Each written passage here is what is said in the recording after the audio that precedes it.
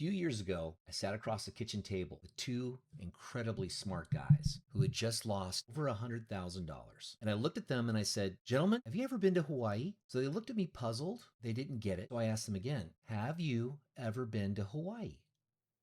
"Yes." "Did you love it? Did it cost you a lot of money?" I said, "Congratulations. This house is your Hawaii." It was a massive, expensive experience that you're always going to remember. And the only difference is that nobody told you Hawaii was going to cost you 100 grand before you booked the trip. Except I did tell them 2 years earlier. Let me explain. These are two highly successful men. They talked themselves into one of the most brutal real estate lessons that I've ever witnessed in the past 25 years of doing this business. And this is exactly how you can avoid it. I'm going to call them Pablo and Miguel. They were both from Brazil and they were not dumb guys. And that's the whole point. They were experienced contractors. They built things for a living. They were successful, sharp. They had families who loved coming to Florida, the beaches, Disney World. They flew into Orlando every year and they wanted what a lot of smart international buyers want: short-term vacation rental near Disney, right? Pay to play. So they wanted to enjoy the passive income and have a luxury asset of their own where their friends and the family could stay. Well, that's a great instinct. Happens to thousands of people every year. Tourism demand near Disney is real. And the traffic never stops, in the millions. Done right, it's one of the strongest wealth builders out there. However, their budget was around $650,000 US. So we sat down and I walked them through exactly how the game should be played here. Now, here's something that I've learned with working with buyers from Brazil, England, Ireland, all over the world, you name it. And I say this with total respect because of international investors and have done that my entire career. But what a real estate agent does in the United States is fundamentally different than maybe the way it is back home. See, in a lot of countries, the agent simply just opens the door, hands you a contract, attorneys take over, and that's about it. So technically, you're just a doorman. But when these buyers come to Orlando, they bring the exact expectations maybe with them or what they're accustomed to back home, right? So why would I listen to that realtor? He just unlocks the house. But here, the real professional is your advisor, your protector, the person whose entire job is to keep you from making a six-figure mistake that you can't even see coming. It's funny. I had a British couple once tell me, "Well, Cliff, it's not like that in the UK, mate." Right? And I had to smile and say, when you stepped off that airplane at MCO, what part of not like the UK didn't you understand? When in Rome, my friends, when in Rome. So with Pablo and Miguel laid out the bulletproof path. So if you want to legally run a short-term rental near Disney, you have to buy inside a community that's explicitly zoned for it. Premium resorts, communities like Reunion, Champions Gate, Emerald Island, and on and on. Those spaces exist for this exact reason. Now, here's the trap that nobody warns you about in Osceola County. And you can only legally run an STR or short-term zoned rental property in a highly specific areas or zoned communities. A house one street over looking completely identical can be in a standard residential zone where renting is, especially in Airbnb, is flat out illegal. So the listings won't tell you this. You're not going to find this on Zillow or Realtor.com. You might have it in the description, but really you want to have a professional. Sometimes the listing agent honestly doesn't even know this. So you have to verify it at either the county level or with a professional agent who knows what the zoning is in order to ensure that you don't buy in the wrong place. So every single time, this is mandatory, not by just the community name, the actual lot line, if that's what you want to do. But those turnkey in the zone properties cost more upfront, right? And Pablo and Miguel didn't want to pay that premium. They were contractors. Higher margins, right? If they buy low, sell high. They figured, we'll buy a fixer-upper, do the renovations ourselves, and save a fortune. So they went behind my back, found a house in south of Kissimmee, non-gated, regular HOA or homeowner association neighborhood, absolutely not zoned for short-term rentals. I told them flat out, this asset is not zoned for what you want to do, not wire the money. And then they went completely quiet. They ghosted me. They did it their way. Why?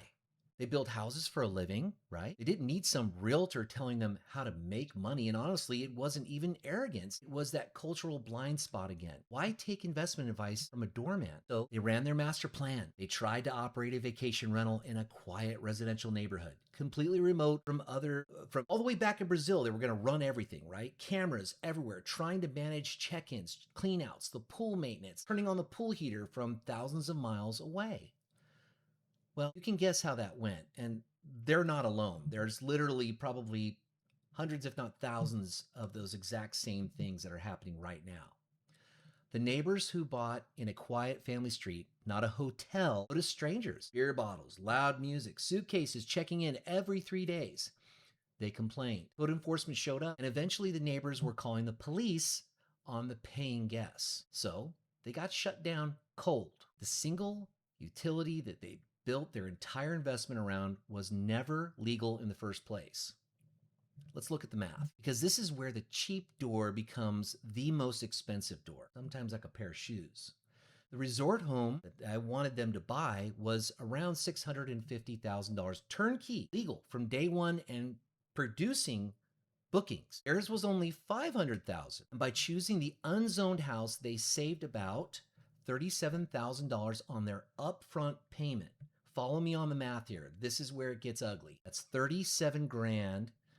That's the fork in the road. So what they did with that savings, which is actually cost them more, okay? This is what they did. They put their down payment in, then they spent $80,000 in furniture out of pocket because you can't finance furniture. Then they put another 50 grand into capital improvements. This is the counters, paints, pool resurfacing on a house that could never carry that valuation. They over improved the property based on the neighborhood. And because it was illegal to rent, it earned them $0 in cash flow. So when they were forced to sell, the furniture went for pennies. The improvements didn't add value because the neighborhood couldn't support the appraisal value. All in, they lost well over $100,000 in raw liquidity, plus 2 years of lost rental income. They tried to save $37,000 and it cost them over $100,000. Now, they were absolute experts at building a house. There's no denying from the foundation up, but knowing how to build a house and knowing whether you're legally allowed to rent it out are two completely different problems. They were experts at the wrong part. So at that kitchen table, they tried to buck me a little. Hey, but Cliff, look at all that we put into it, huh? The countertops, the pool, we did a beautiful job. Look at what we paid. Boy, that was almost like a New Yorker accent. Sorry about that. Okay. I don't know how to do a good Brazilian accent, but anyway, let's keep going. Anyway, didn't twist the knife. Look, I looked at him in the eye and said, guys, I'm going to be brutally honest with you professionally. This is going to be incredibly expensive for you to get out of. The numbers don't have emotions and the numbers don't lie. Let's recoup what we can, dust ourselves off, and stay friends. And what? They did. So they took the loss. They still call me to this day. And because in the end, the guy who told them the brutal truth when they didn't want to hear it is the only guy they trust now. That is what an advisor is, not a doorman. A short-term rental near Disney, it's definitely its own animal. It's not a house flip. It's not a long-term rental that you set and forget. A short-term rental is hospitality business wearing a house costume. And if you treat it like a passive hobby, it will eat your capital alive. So if you're looking for a vacation home near Disney, especially if you are thinking about investing from overseas or out of state, do the one thing Pablo and Miguel didn't. Talk to someone who actually knows the dirt in this market before you fall in love with a photo or even before you wire a single dollar. And be careful about talking to realtors with commission breath. I'm Cliff Clover, 1,800 closings and 25 years strong of raw data right here in Central Florida. So if you want to see where your strategy actually stands, I built a free 60-second vacation rental assessment quiz simply at cliffcloverhomes.com/blind spot. That link is right below. Hit subscribe, protect your liquidity, don't buy your Hawaii by accident. I'll see you in the next video.